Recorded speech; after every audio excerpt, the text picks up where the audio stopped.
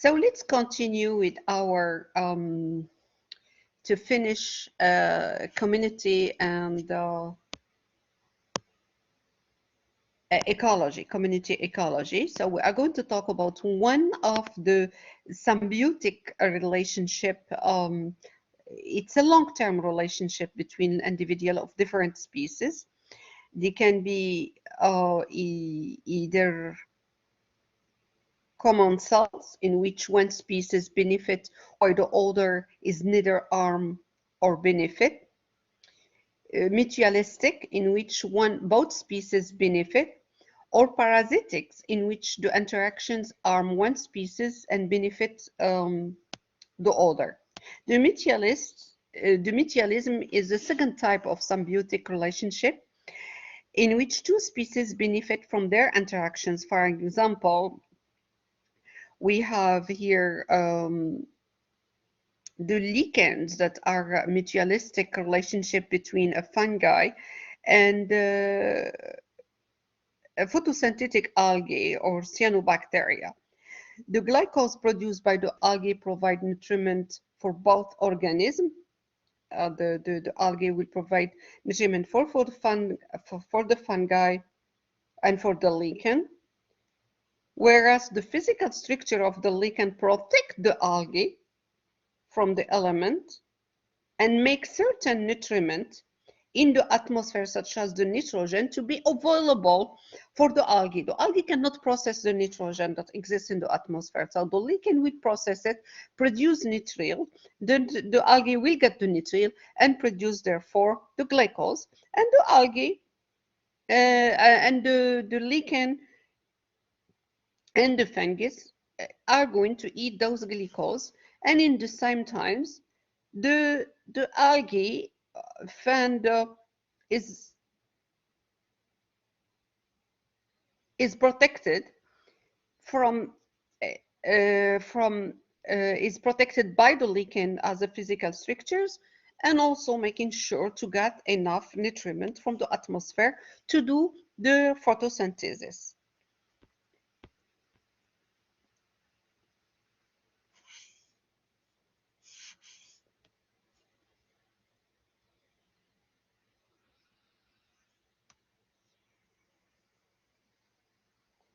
We have several examples.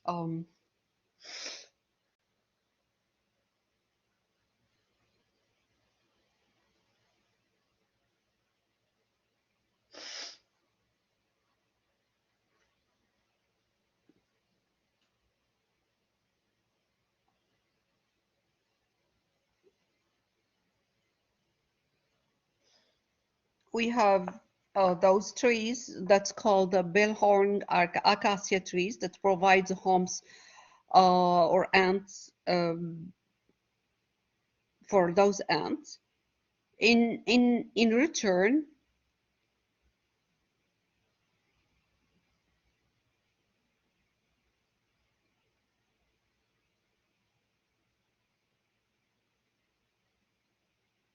ants protect the tree from herbivores.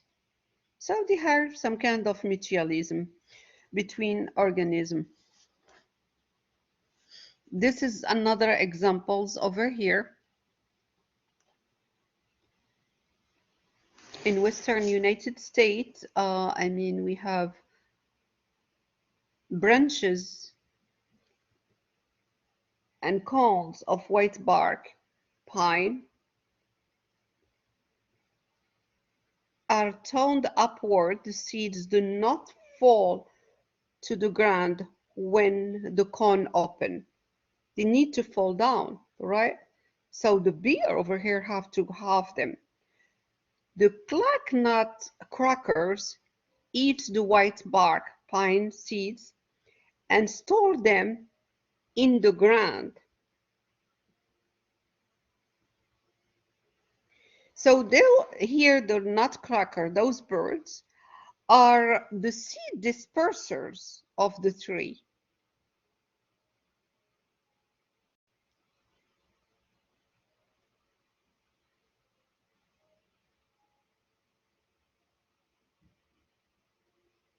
So this beer, which is the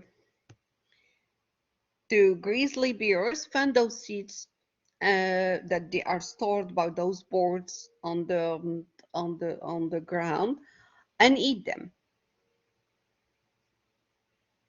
And it's so funny, those white bark pine seeds do not germinate unless they are exposed to an abiotic factor, which is the fire. Without the fire, the white bark pine population decrease along with Clark's nutcrackers. So, because if they decrease, the birds are going to decrease and the bear populations will also decrease.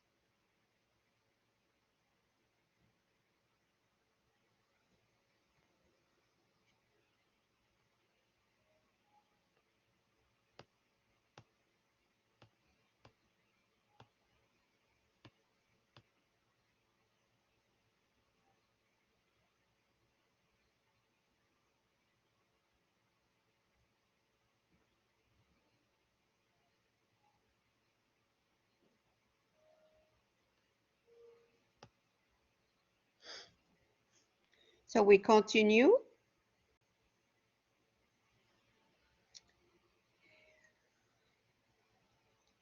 Characteristic of communities. Communities are complex systems that can be characterized by their structure, the number and size of the populations, and their interactions. All right? So they are characterized by their structures and dynamics. Dynamics, how the members and their interaction change over time. Understanding community structures and dynamics allow us to minimize the impact on ecosystem and manage ecological communities we benefit from. Ecologists have extremely studied one of the fundamental characteristics of community, which is the biodiversity. One measure of biodiversity used by the ecologists is the number of different species in a particular area and their relative abundance. The area in question is called the habitat or biome or the entire biosphere. We will talk about the biomes shortly. The species richness is the term used to describe the number of species living in a habitat or other units. I think I talk about that in my part number 1. The species richness varies across the globe. And I think I have very nice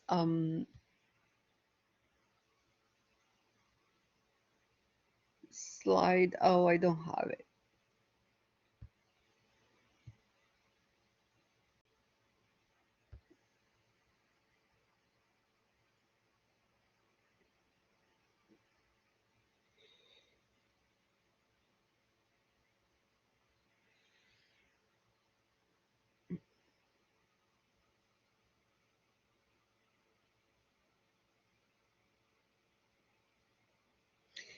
So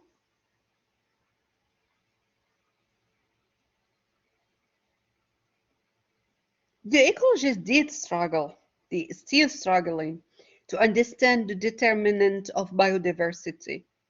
Species richness is related to latitude.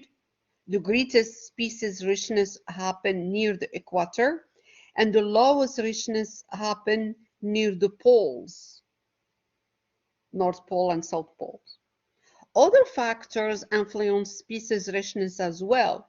Island biography attempt to explain the great species richness found in isolated island and has found a relationship between species richness, island size, and distance from the mainland.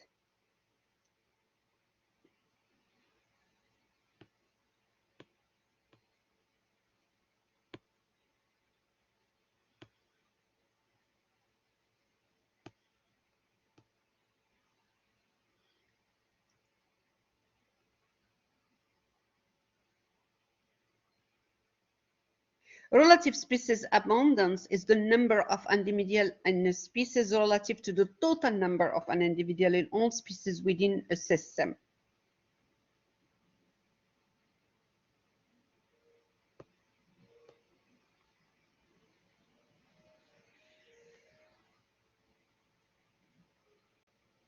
I will come back to the community because I am coming to the community stability, but I want you to understand this biodiversity first.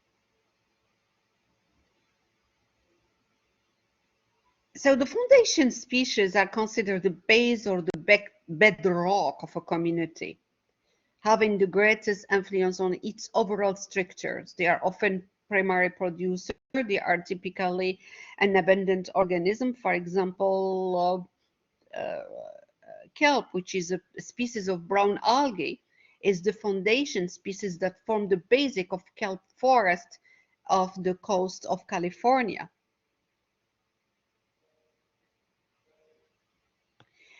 A keystone species is one of the most presence has inordinate influence in maintaining the prevalence of various species in an ecosystem.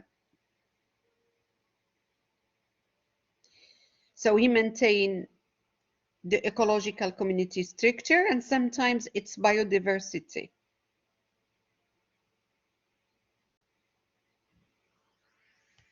Those are the keystone species. Have one species that stabilize the community and hold the web together, and not always the most numerous organism. And the loss of the keystone species can lead to extinction of other species, to see how important it is.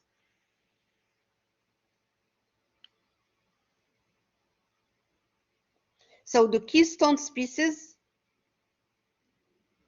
has inordinate influence. It's not ordinarily and not really the most, as I said, not really the most numerous organism, but has ability to influence the maintaining of the prevalence of various species in an ecosystem, the ecological structure, community structures, and sometimes its biodiversity.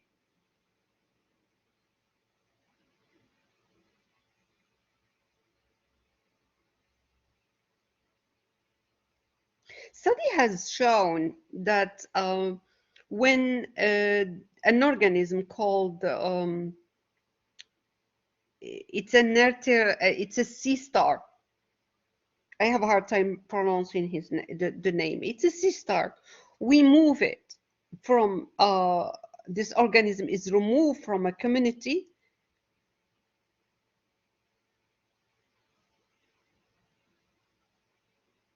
The mussel populations, which are the natural prey for those stars, sea stars, increase, which completely alter the species compositions and reduce the biodiversity. Another keystone species is a fish, a tropical streams tetrafish, which supplies nearly all the phosphorus and necessarily inorganic nutrients to the rest of the community. If I take it out, we move it, but there are no more phosphorus into the aquatic ecosystem. And possibility of altering the biodiversity will change dramatically and this fish will become extinct.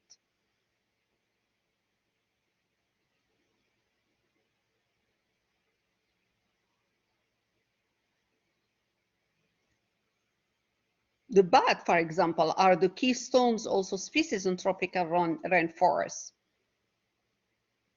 The grizzly bears in the northwestern United States.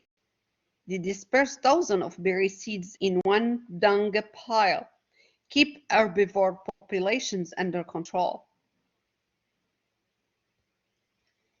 So to have this community stability, we have to preserve the keystone species.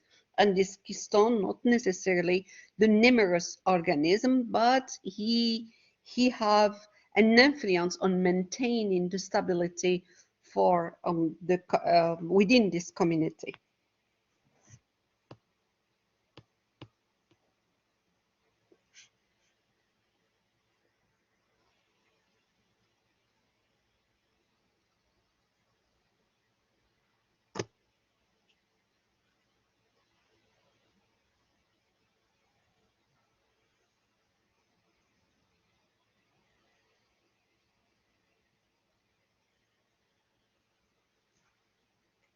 The community dynamics are the change in community structure and compositions over time, often following by environmental disturbance such as volcanoes, earthquake storms, fires, climate change. Communities with a relative constant number of species are said to be at equilibrium.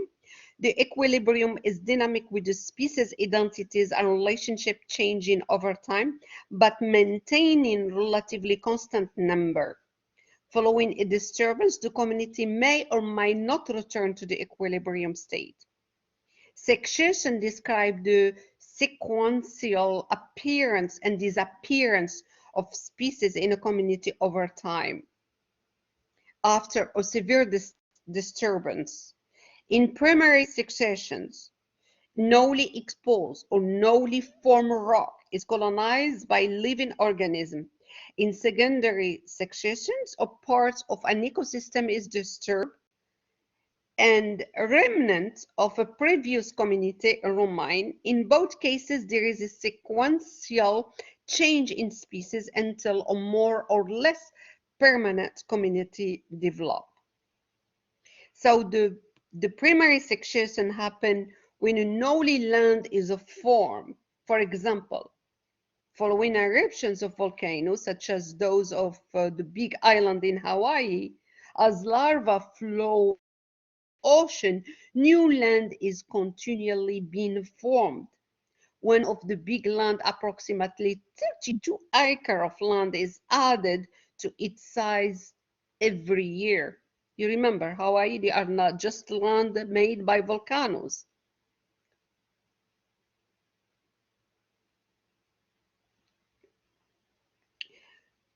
The weathers and other natural forces break down the rock enough for the establishment of early species such as lichens and some plants known as a pioneer species.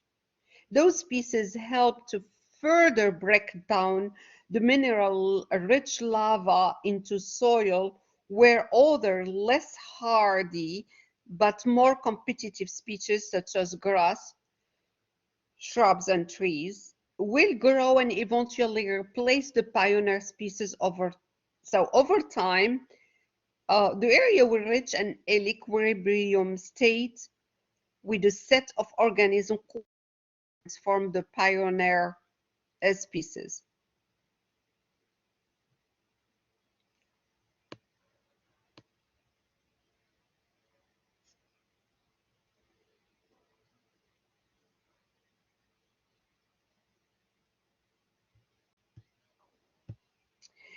I find it very interesting. I want to finish on that Hawaii things, the canary, native species, exotic species. The secondary successions, which is uh, uh, I will I will cite a very nice example for this classical example for this secondary successions. It's happening in oak and hickory forests cleared by wildfire. The wildfire will burn most vegetations, and unless the animal can flee the area, they are killed, right? Their nutriments, however, are returned to the ground in the form of ash. Therefore, although the community has been dramatically altered, there is a soil ecosystem present that provides a foundation for rapid recolonizations. So before the fires, the vegetation was dominated by tall tree with across to the major plant energy resource, sunlight. Their height gave them access to the sunlight, while also shading the ground and other low-lying species. After the fire, what happened? These trees are no longer dominant, right? The first plants to grow back are usually annual plants, followed within a few years by quickly growing and spreading grasses and other pioneer species.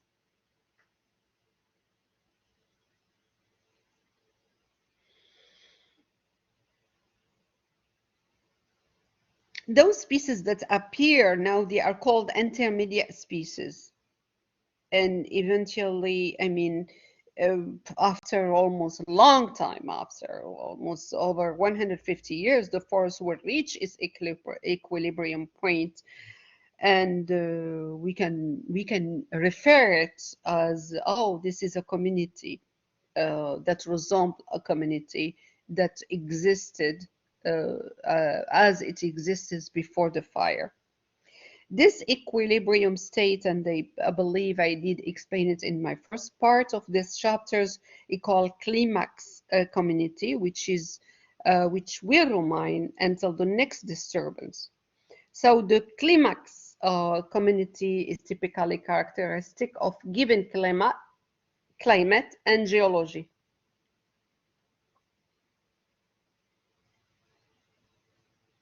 The equilibrium is a dynamic one with constant change in abundance and sometimes species identities.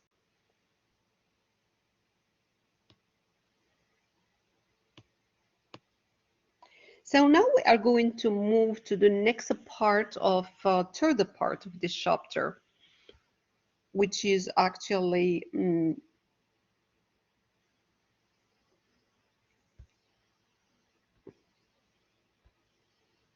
the ecology of ecosystem.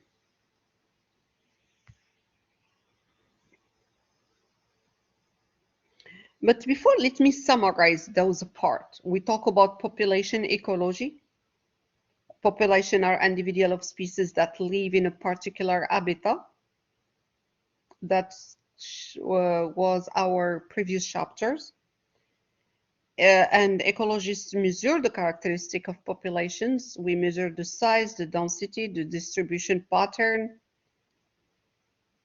the life tables that the bring in as models are very useful to calculate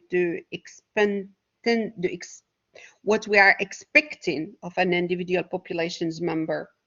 And we study the survivorship curves that show the number of individuals surviving at each age interval plotted versus time. We also study the population growth and regulations. Population with unlimited resource grow exponentially, if you remember. It's like a G-curve with an accelerating growth rate. With resource becoming limiting, the populations follow logistic growth curve, an S curve, with, in which individual size will level off at the carrying capacity, the maximum. Populations are regulated by a variety of density-dependent and density-independent factors. Life history characteristics such as the age at first reproductions or number of offspring are characteristics that evolve in a population, such as anatomy or behavior can evolve over time.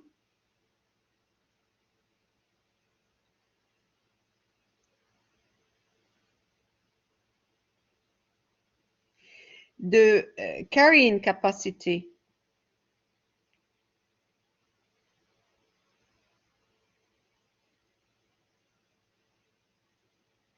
may The organism, the population, may evolve adaptation to population stability near the carrying capacity or rapid populations growth, and species will exhibit adaptation somewhere on a continuum between the two extremes.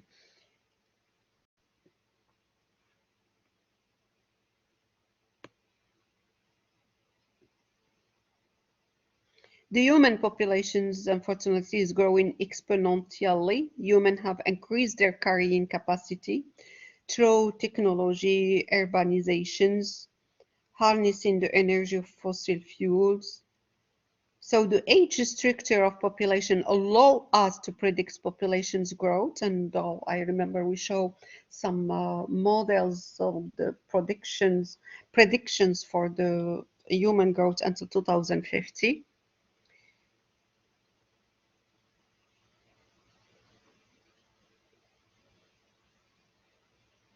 If we don't control the human population growth, we can have a long-term effect on human welfare and the Earth ecosystem. Then we talk about the community ecology. Communities include all different species living in a given area. The variety of these species is referred to as biodiversity. Many organisms have developed defense against predations and uh, and herbivory, which is eating herbs, including mechanical defense, warning, coloration, mimicry. Two species cannot coexist indefinitely in the same habitat because they compete for the same resource for their survival. Species may form symbiotic relationships such as commensalism, mutualism, parasitism. Community structure described by its foundations and the keystone species. Communities respond to environmental disturbance by successions. So the predictable appearance of different type of plant species until a stable community structure is established over time. So now we are going to move to the next third part, which is the ecosystem. I give you just a summary of my previous chapters and the first part of these chapters. Ecosystem ecology. Ecosystem, of course, is more inclusive than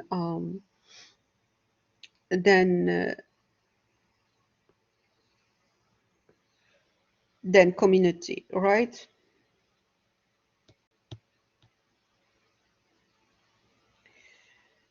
So this is more inclusive. He is an extension of organism population community ecology. The ecosystem comprises all the biotics, living things, compounds, and abiotics, non-living things compound in a particular geographic area. Some of the abiotic compounds include air, water, soil, climate. Ecosystem biologists study how nutrients and energy are stored and move among organisms and the surrounding atmosphere, soil, and water.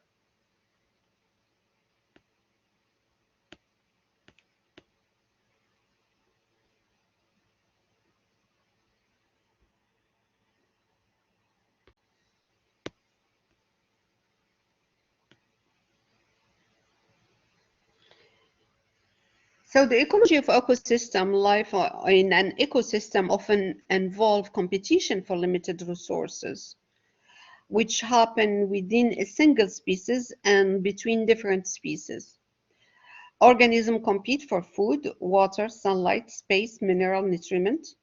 This resource provides the energy for metabolic process and the matter to make up organism physical structures. Other critical factors influencing community dynamics are the compound of its physical environment, which is the habitats, climate, seasons, sunlight, rainfall, also elevation and geology. This can all be important environmental variables that determine which organism can exist within a particular area. The freshwater ecosystem are the least common, occurring in only 1.8% of the Earth's surface. Those ecosystems comprise lakes, rivers, streams, springs. They are quite diverse and support variety of animal, plant, fungi, protist, and prokaryotic cells, organisms. The marine ecosystem are the most common. They comprise 75% of the Earth's surface and consist of three basic types: the ocean, the shallow ocean, the deep ocean, and the deep ocean bottom. The shallow ocean ecosystem include extremely biodiverse coral reef ecosystem. The deep ocean water is known for large number of plankton and small crustaceans that support it. Those two environments are especially important for aerobic respirator worldwide, as they perform almost 40% of all the photosynthesis in the Earth, but this is just between parentheses. The deep ocean bottom ecosystem contain a wide variety of marine organisms.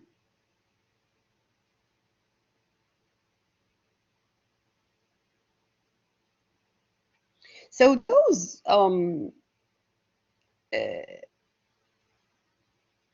such ecosystem exist even at deep, where light is unable to penetrate to water.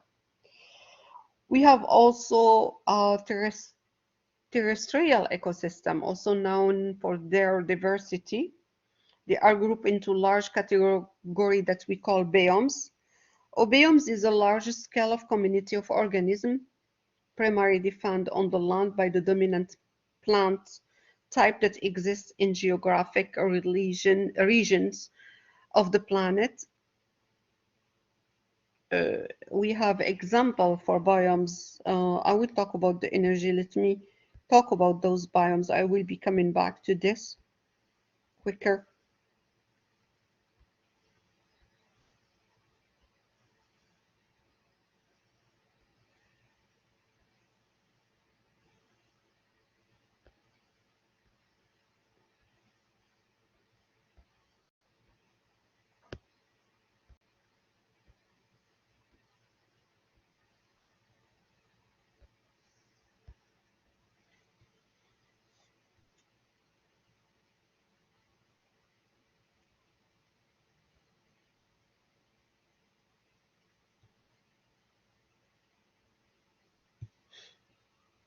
I want to talk about those major ecosystem before even I talk about how the energy flow cycle within the ecosystem. So let me continue.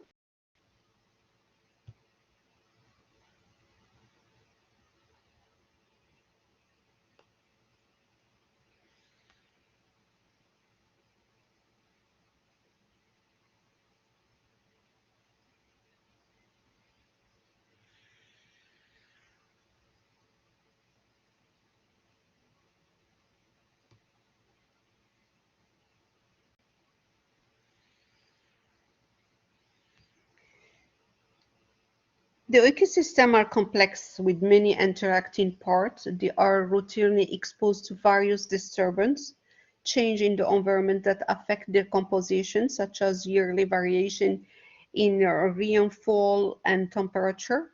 Many disturbances are results of natural process. For example, when lightning causes a forest fire and destroy the part of the forest ecosystem, the ground is eventually populated with grass, followed by bushes and shrubs, and later mature trees. The forest is restored to its former state.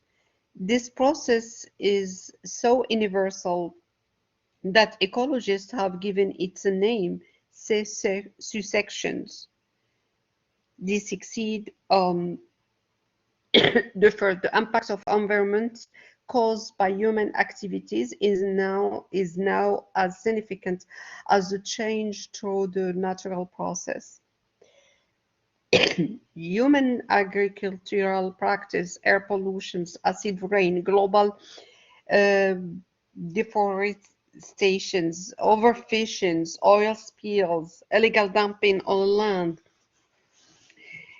and into the ocean have an impact on the ecosystem,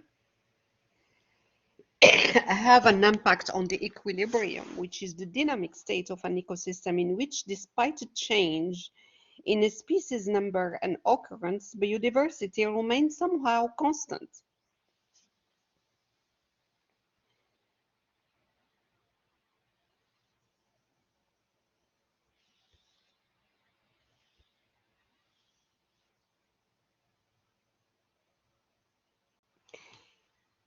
Because I am going to talk about the food and the primary producers and the consumers, I want to talk about the energy now, how the energy is cycled within this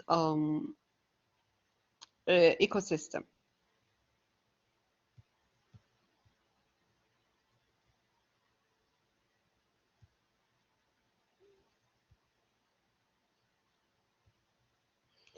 We have in our ecosystems, we have two organisms that live. We have the organisms that they are the consumers, and we have our organisms that they are the producers. All right. The consumers are what we call heterotroph or decomposers. The the one that they are the producer, they are called autotroph organism. They This is the way how they acquires a food. The autotroph organism, majority they are all plants. They are autotroph. They do what we call as chemical reactions, photosynthesis, because they have chloroplast. So they have ability to absorb the sunlight and absorb some inorganic compound that exists in the within the ecosystem, in the atmosphere, and produce an organic nutriment that the consumers are going to use as a source of their energy for food.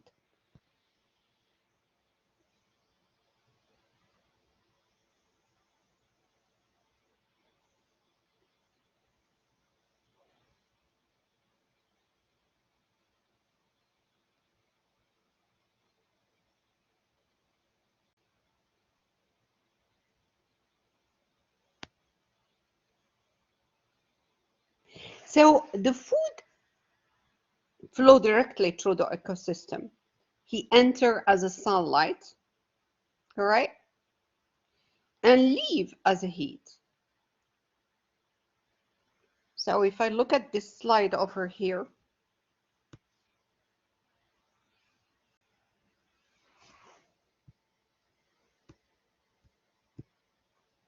he enter as a sunlight and leave as a heat.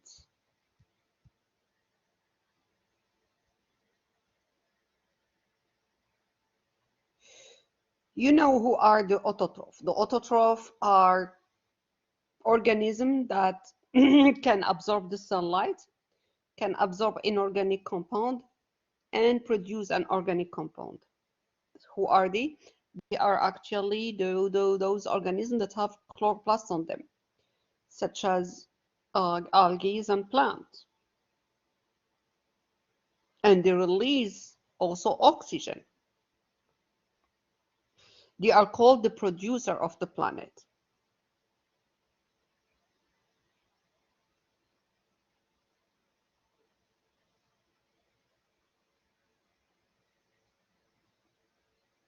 The chemoautotroph, they are also producer, but instead of absorbing um, inorganic compounds such as CO2, they absorb other inorganic compounds such as ammonia, nitrate, and sulfate, and synthesized organic compound. They are found in caves and hydrothermal vents, along with the deep sea oceanic ridge. The heterotroph, they are the consumers. They need the autotroph for their survival. They can be either primary, they eat herbs directly, the primary consumers. They can be secondary, most of them are carnivore, or tertiary, they are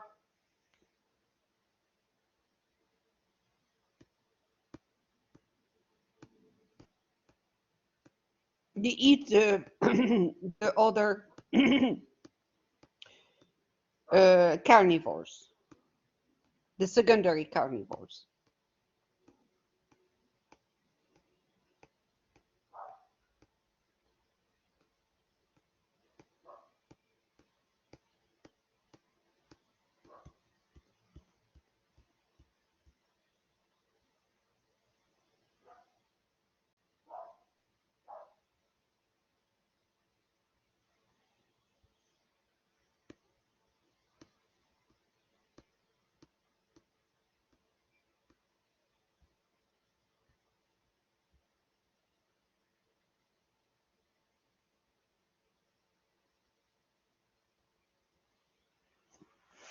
So the tertiary consumers are carnivores that eat other carnivores.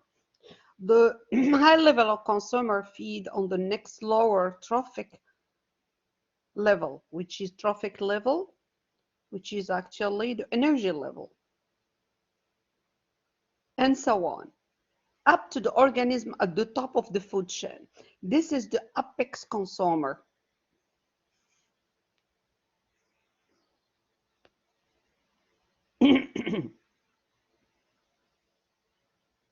The apex consumer over here is the osprey, which is the tertiary consumer.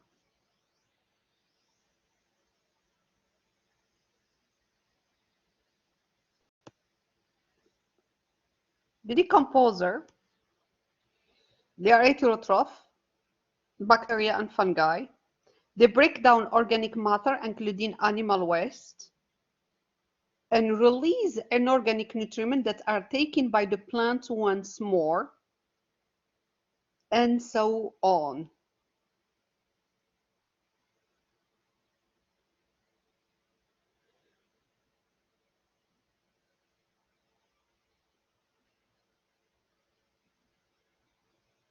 So the decomposer are going to eat cadaver that they are decomposing organic matter that came from those animal waste or cadaver, animal waste such as their poop, for example.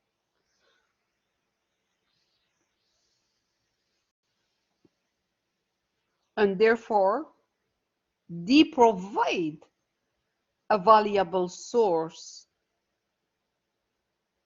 of inorganic nutrients that are going to be retaken by the plant once more.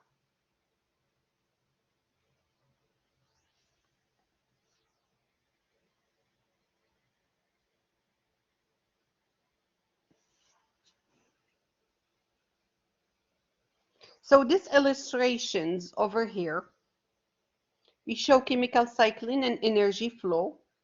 Sun provides solar energy to the producer.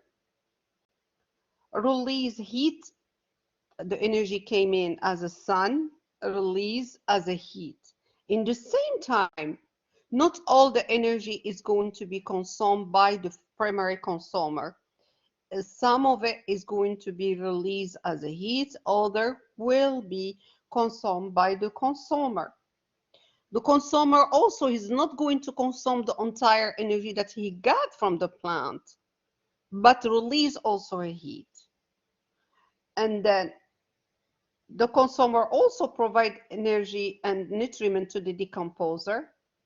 The nutrients from the decomposer are absorbed by inorganic nutrient pool, which then release them to the producer.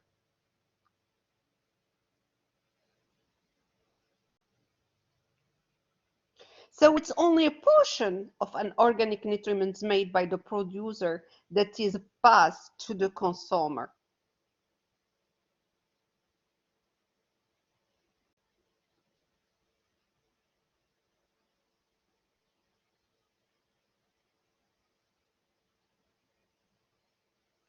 And only portion of the nutriment consumed by the lower level of consumer, which are the herbivores, the primary consumer, is available to the higher level of consumer, which are the predators.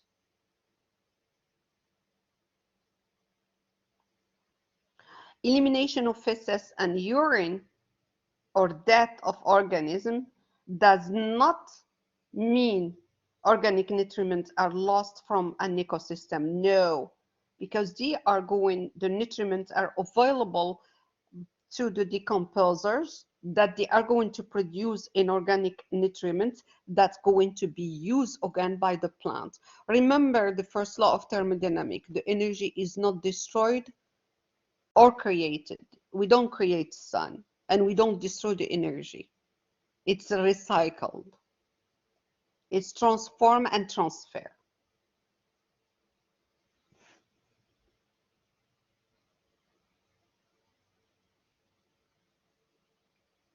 So of the food eaten by an herbivore, some is never digested and eliminated as a feces.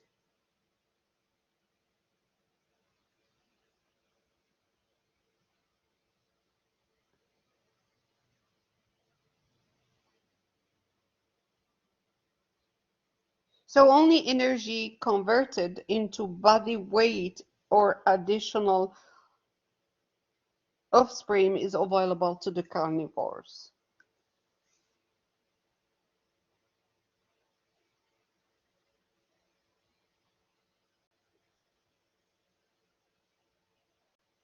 So if I think about it, only about 10% of the nutriment and energy taken in by an herbivore is passed to the carnivores. A large portions go to the detritus feeder. Another large portion is used for cellular respiration to produce ATP, which is the only currency that the cells of any organism recognize to do the job.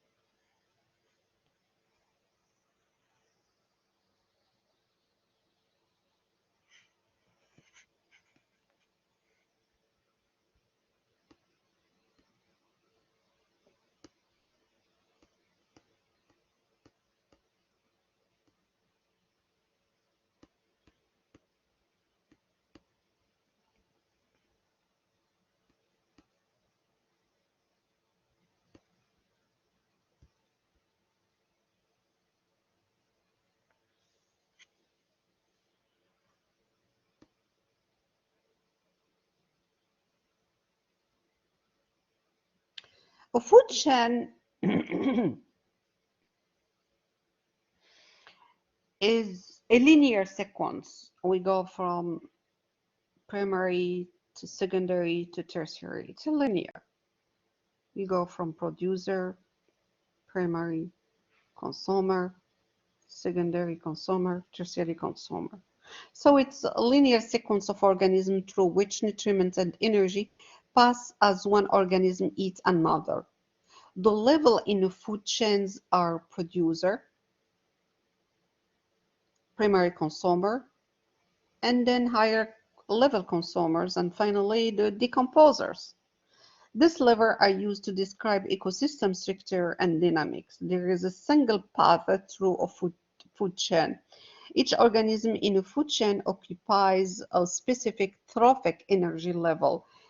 It's a portion in the food chain or the food web.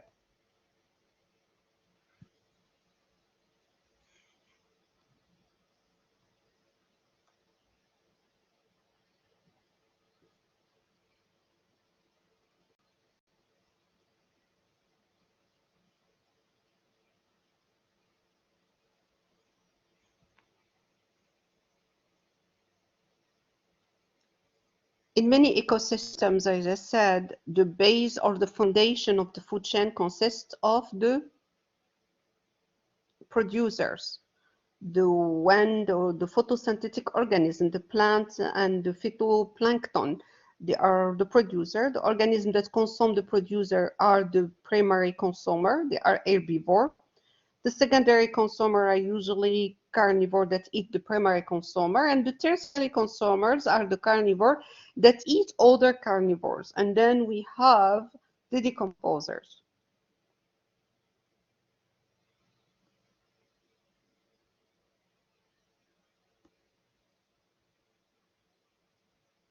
One of the major factors that limits actually the number of steps in a food chain is the energy. The energy is, I don't like the word lost, is lost as a heat, yes, at each trophic level.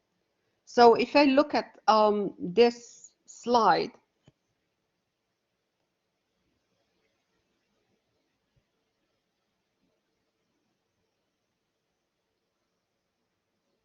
only 10% of the energy is 10% from the air producer is passed to the primary consumer.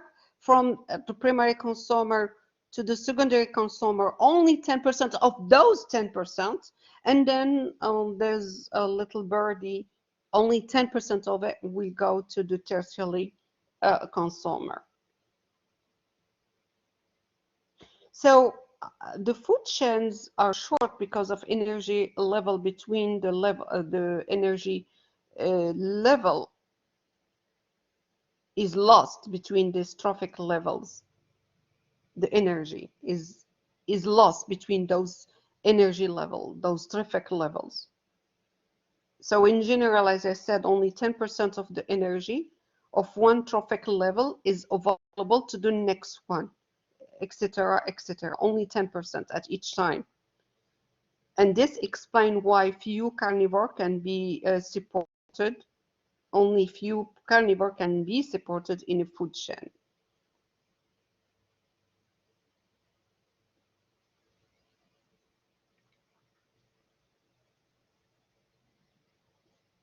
And they form what we call the pyramid. This is what the ecologists called as ecological pyramid. So each time is always only 10% of the energy, etc., making a real, as you can see, a pyramid.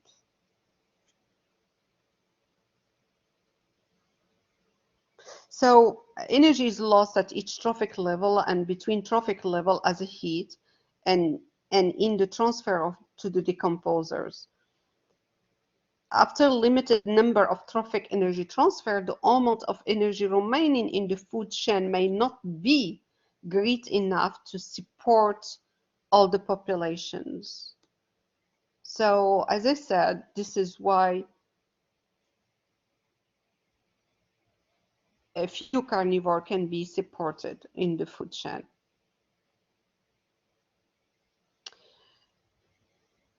So let's talk about the chemical cyclings. Biochemical cycles, pathway by which chemical cycle within the ecosystem. This is what we call biogeochemical cycle, pathway by which chemical cycle within the ecosystem. Involve both living, producer, decomposer, consumer, and non-living, inorganic nutriment, and whatever exists in the atmosphere, compound. Two types of cycles. We have the sedimentary and the gaseous one. Sedimentary and gaseous one.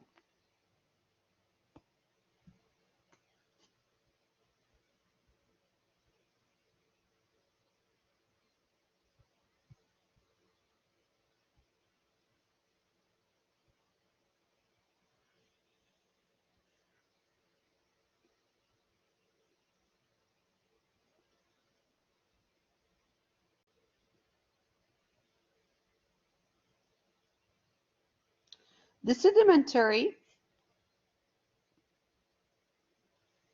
chemical is absorbed from the sediment by plant roots, pass through the food chain, and eventually return to the soil by the decomposers. And gaseous elements return to and it's withdrawn from the atmosphere as a gas, like the CO2.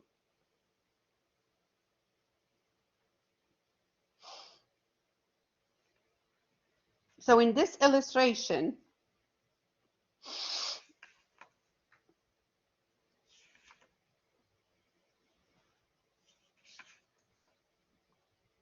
it shows the model of chemical cycling. The illustration shows a reservoir, which is an exchange pool, and a biotic community. We have a biotic community and we have a change pool reservoir.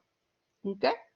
In this reservoir, we have fossil fuel, mineral in rocks, sediment in oceans. Okay, cool. The exchange pool contains the atmosphere, soil, and water.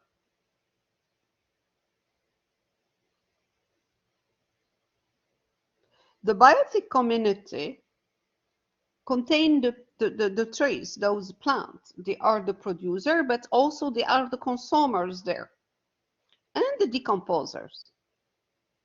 The human activities remove fossil fuels, right? Mineral in rocks and sediment in the ocean to the exchange pool, and then to the biotic community, or directly from the reservoir to the biotic community without passing by the exchange pool. The natural events also remove fossil fuels, mineral in rock and sediment in ocean to and from exchange pool and biotic community.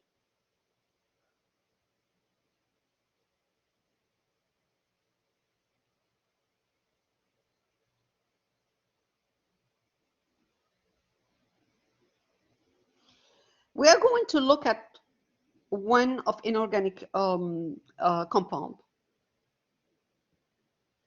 the phosphorus cycles.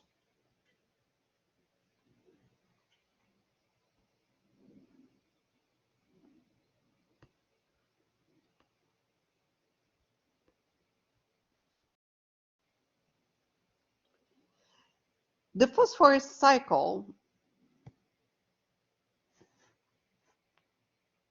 is an essential nutrient for living process. It's a major component of nucleic acid, you know that, and phospholipid that make the plasma membrane. And as calcium phosphate can make up the supportive component of our bones too, the phosphorus is often the limiting nutrient necessary for growth in aquatic, particularly the freshwater ecosystems. The phosphorus system in nature exists as a phosphate ion, PO4 3 minus.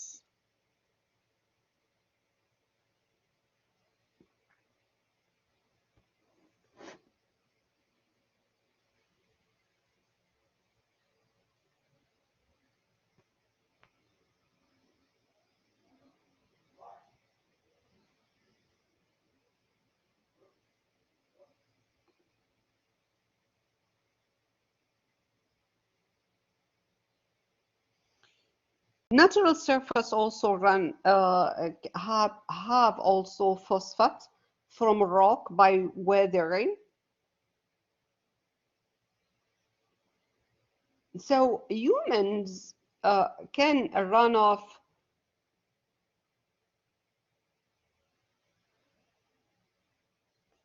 when he leach. The natural source of this phosphate when he is leached from phosphate containing rock by weathering, that's sending the phosphate into the rivers, lake, and the oceans. This rock as is origin in the ocean. The phosphate contained in ocean sedimentary from the bodies of the ocean organism and from their excretions. However, volcanic ash, aerosol, and mineral dust might also be significant phosphate source.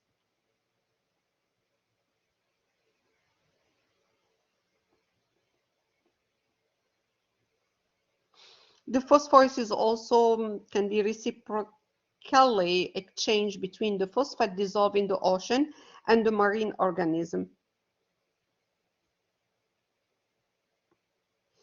However, the movement of the phosphate from the ocean to the land and through the soil is extremely slow, with the average phosphate ion having an ocean residence time between 20 to 100,000 years.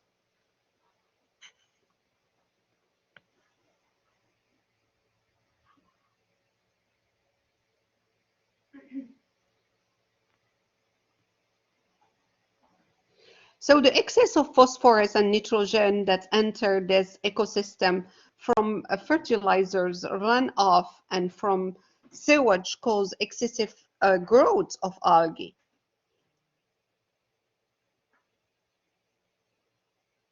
The subsequent death and decay of this organism deplete dissolved oxygen, which leads to the death of aquatic organisms such as the shellfish and the finfish. This process is responsible for dead zone in the lakes and at the many major rivers for massive fish kills, which often happen during the summer season. I don't have a picture to show you the dead zone, but it does exist, the dead zone.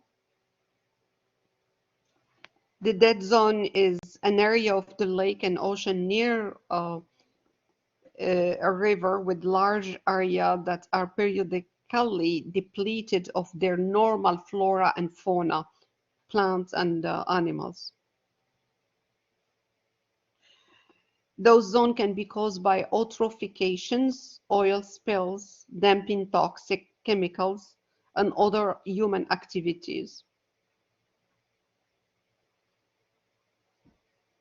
Unfortunately, the number of dead zones can increase for several years, and more than 400 of those zones were present in 2008. And in United States, we have Chesapeake Bay in the eastern United States.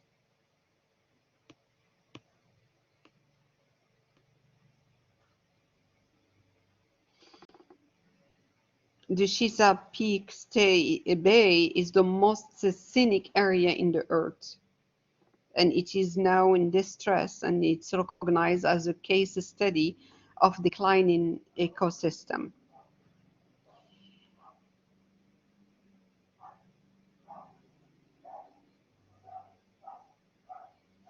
This is just a slide showing the importance of the phosphate and calcium to population's growth. We talk about that, and every 4 years and or so, grasses and sedge of the tundra become rich in mineral, and the lemon population explodes.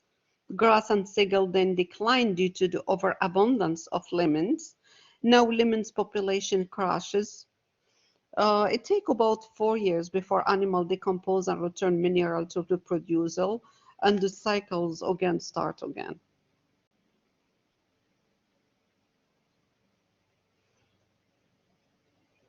The transfer rate, it's the amount of nutriment that move from one compound of the environment to another within a specific amount of time.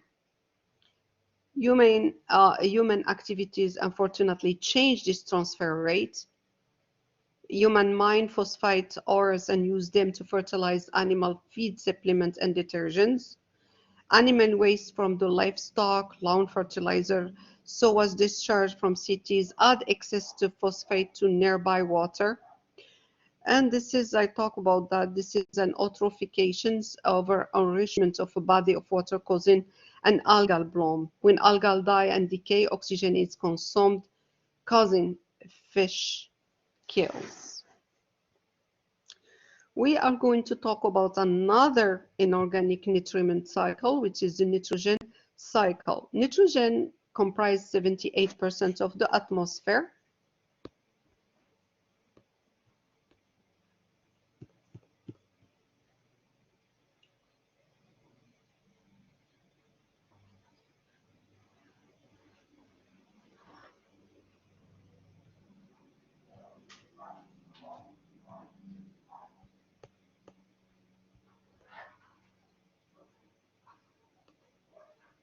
But getting it into a living, it's very difficult, by the way. I mean, the plant and the phytoplankton are not, they don't have the system to incorporate nitrogen from the atmosphere, even though this molecule comprise approximately 78% of the atmosphere. So the nitrogen enter those living organisms via a free living and symbiotic bacteria which incorporate nitrogen in their macromolecule through nitrogen fixation and convert it to nitrile, and therefore the plants are able now to use those nitrate.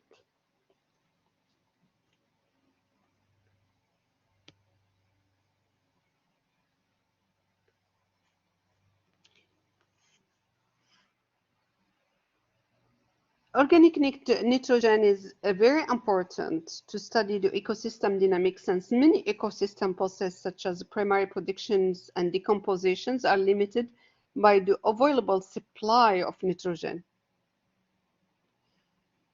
So the nitrogen enters the living system by nitrogen fixations, is eventually converted from organic nitrogen back into nitrogen gas by bacteria. This process happens in 3 steps in the terrestrial system: the aminification, the nitrification, and the nitrifications. First, the aminification process convert nitrogen waste from living animals or from the remain or dead animals into ammonium, all right, by certain bacteria and fungi.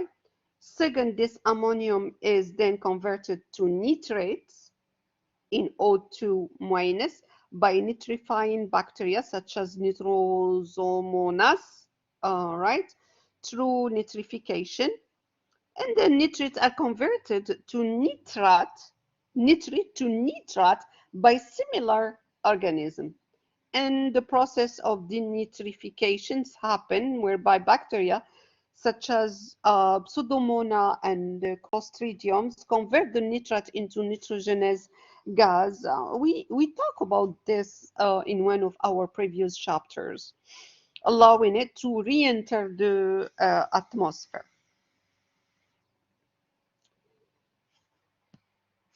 And this summarizes actually our nitrogenous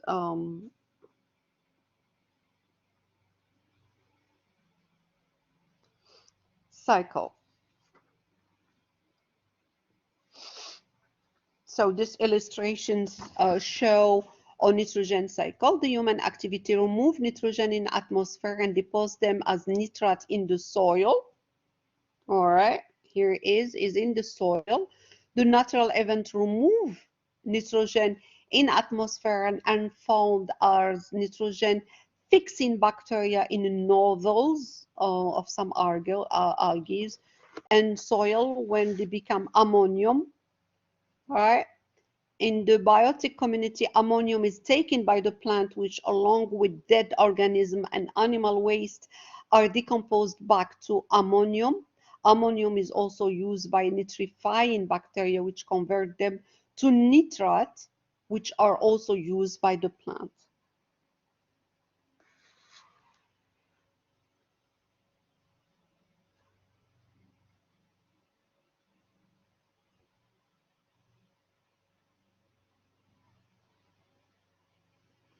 To cut back on fertilizer rate, it may be possible to engineer soil bacteria with increasing nitrogen fixation rate, or farmers could grow legumes that increase the soil nitrogen content. So here we have the root nodules. So this is very benefit because those fungi that live in those nodules, they increase actually the size of the absorbance for this plant, and also they are able to fix the nitrogen and convert it to nitrate that will be used by those plants. The next is the carbon cycle.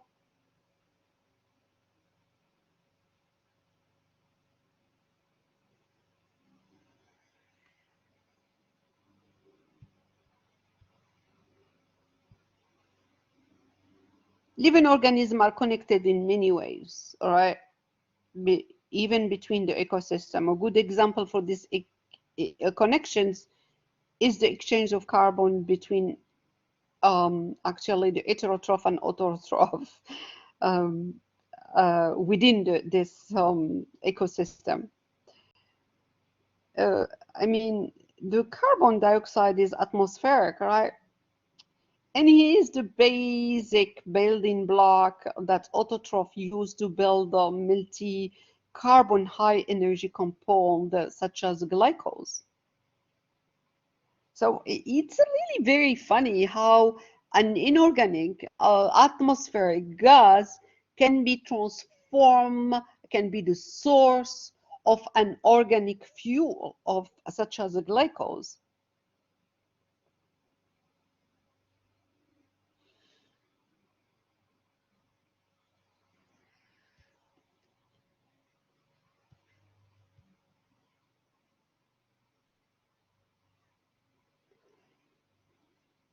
The plants have ability on the land to take up carbon dioxide from the air because they have a molecules that we call ribulose biphosphate to fix this carbon into these molecules, and uh, and they get their chemical energy by absorbing the sunlight.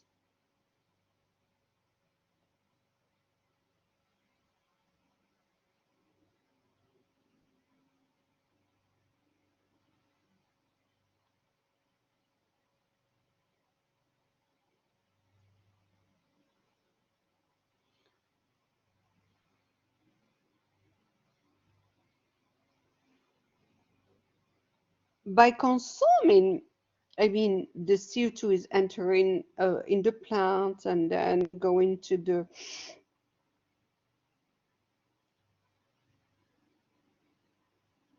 consumers, right? The consumers, those organisms that they are aerobics, can release actually the carbon dioxide as a waste product. However, in aquatic ecosystem, the exchange of the carbon dioxide with the atmosphere is indirect. The carbon dioxide combine with water to form bicarbonate. The algae incorporated into an organic nutrient. Respiration also releases carbon dioxide that become bicarbonate ion in the oil, in the water. So here's what you want to say over here. Here's what I want to say over here. That the CO2 in the atmosphere is absorbed by the plant through a process called photosynthesis. This is the plant in the land. For those that they are aquatic,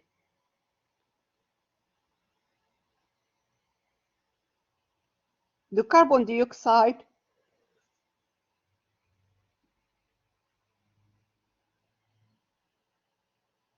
combines with the water to form bicarbonate, and the algae will take the bicarbonate and incorporate it into an organic nutriment. For the land plant that they do photosynthesis, the incorporation of CO2 is direct between the plant and the CO2.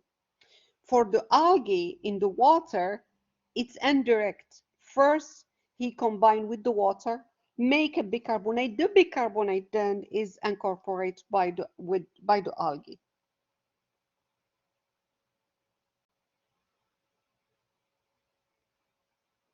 And even during those respiration, aerobic respirations with the consumers, the one that they are in the land, they are going to release the CO2 directly, all right, in the atmosphere.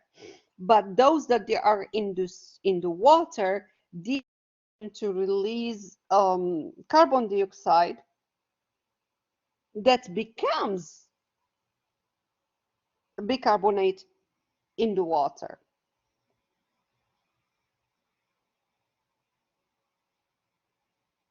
and the bicarbonate diffuse in the atmosphere as the form of CO2.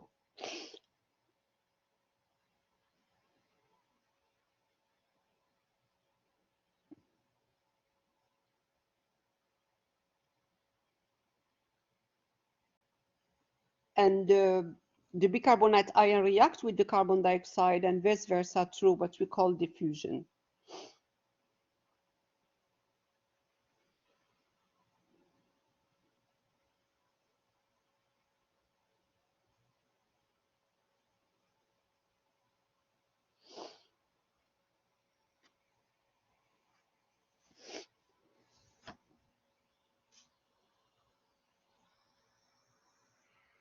The global warming is a gradual increase in overall temperature in the Earth's atmosphere, generally distributed to the greenhouse effect caused by an increased level of CO2 and other pollutants, not only CO2.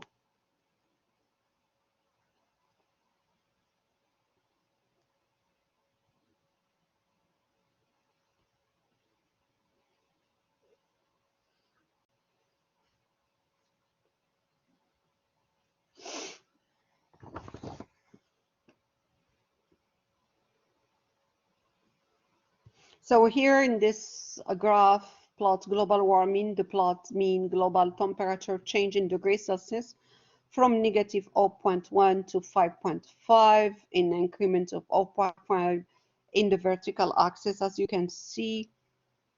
And a lot, I mean, this is all data are approximated just to show the role that plays CO2 in the increase in the temperature of the globe.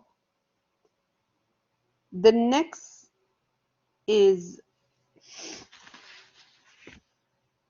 climate change in United States. The graph plot change from normal degrees Celsius from negative 0.6 to 10 in increments of 0.2 on the left vertical axis, and change from normal in degree Fahrenheit from negative 1 to 1.8 in increment of 0.2 on the right vertical axis. The horizontal axis plot the year from 1880 to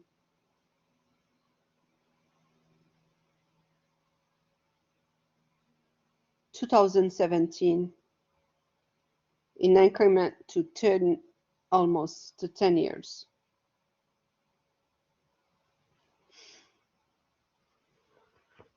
So from 1880 until 1980, as you can see, 1980, the temperature has been between negative 0.1 degrees Celsius, negative, right, to 0 degrees Celsius. After 1980, there has been steady increase in change from normal temperature, and it's up to 0.9 degrees Celsius at 2017.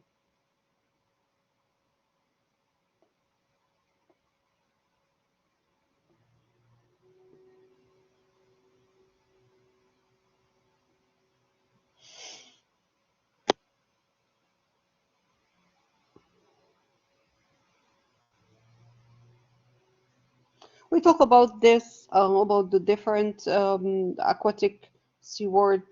We talk about the biomes already, the terrestrial biomes.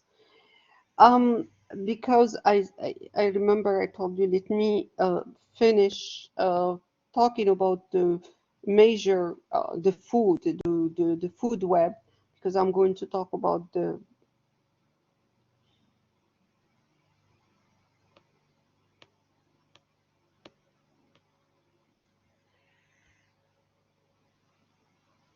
the primary productivity.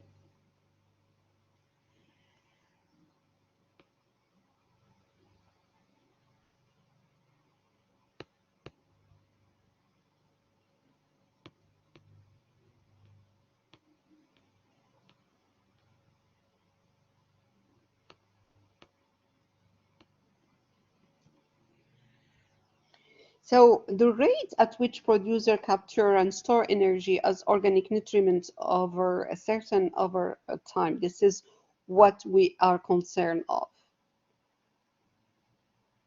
This it's influenced by the temperature, the moisture, and the nature of the soil.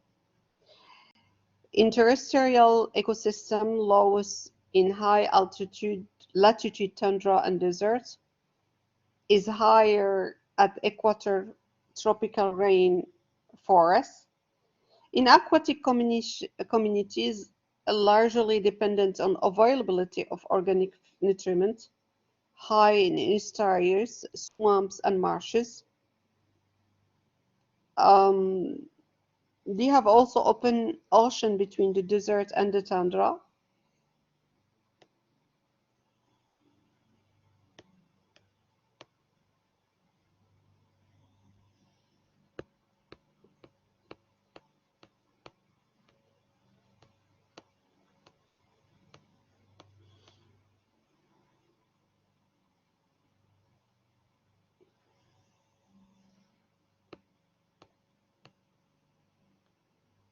And the coral live equivalent to tropical rainforest. And over here is the primary productivity. The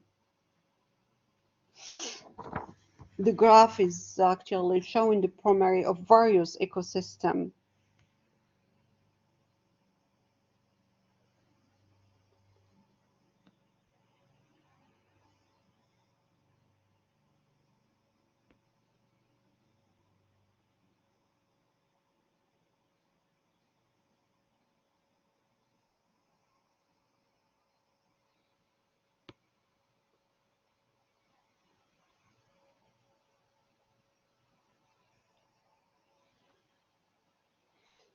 So in another word, aquatic biomes include both saltwater and fresh biomes. The abiotic factor important for the structuring of the aquatic biome can differ from those seen in the terrestrial biome. Sunlight is an important factor in bodies of water, especially those that are very deep, because of the role of photosynthesis in sustaining certain organisms. Other important factors include temperature, water movement, and salt content. Ocean may be tough of as consisting of different zones based on water depth, distance from the coraline, and light penetrance. So different kind of organisms are adapted to the condition found in each zone. The coral reef are unique marine ecosystem that are home to wide variety of species. The estuaries are found where rivers meet the ocean. The shallow waters provide nourishment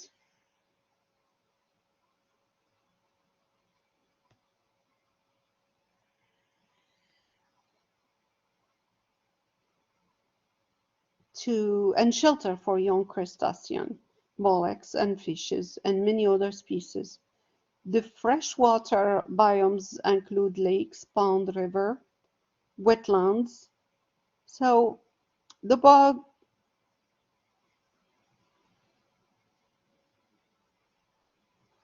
the bogs are an interesting type of wetland. This characterized by the standing water, but also by a lower pH and the lack of nitrogen, no nitrogen on those uh, type of wetlands.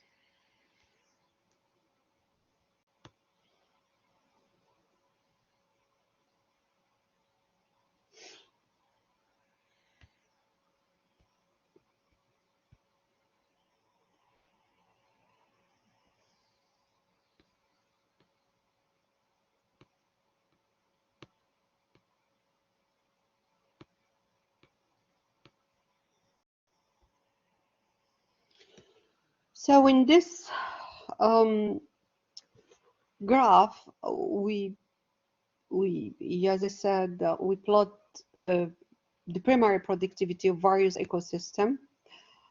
The graph plot the ecosystem on the vectorial axis and averages net primary productivity in kilocalories per square meter per year from 0 to 9600 in increments of 800 on the horizontal axis. The data from the graph are follow. The estuaries, swamp, and marshes, 900 kilometer.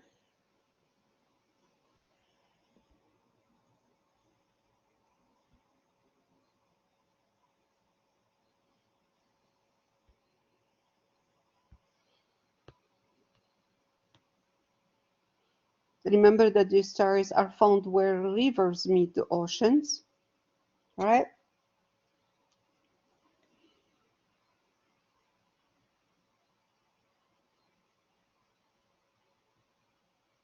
Their shallow waters provide nourishment and shelter for young crustacea mollusks, fishes, and many other species.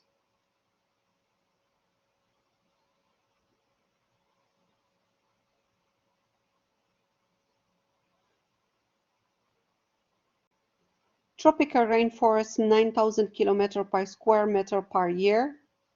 The coral reefs, they are 9,000 kilometers per square meter per year. The temperate deciduous forest, 5,800 kilocalories per square meters per year. The prairies, temperate grassland, 2,200 kilocalories per square meters per year. Lakes and streams, 2,200 kilocalories per square meters per year. Rocky beaches and sandy beaches, 1,600. Tundra, 700. Open ocean, 650. Desert, 400 per square meters per year. All the data, of course, are just approximate, and this is a graph just to explain the primary productivity of various ecosystems. And of course, I mean, the are abiotic factors important for structuring those aquatic biomes, and then they can be very different from those seen in the terrestrial biome. Sunlight, as I said, is an important factor, and also other important factors can include also temperature, water movement, and the salt content. And also the distance between, I mean, the zone, is it in the water deep? The distance from the core line, as I said, the light penetrance.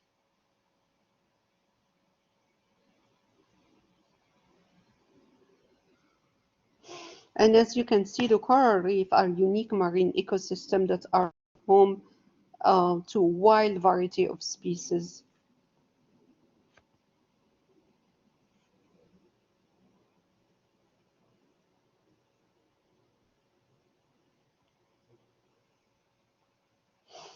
And let's conclude our chapter for the community and the ecosystem ecology.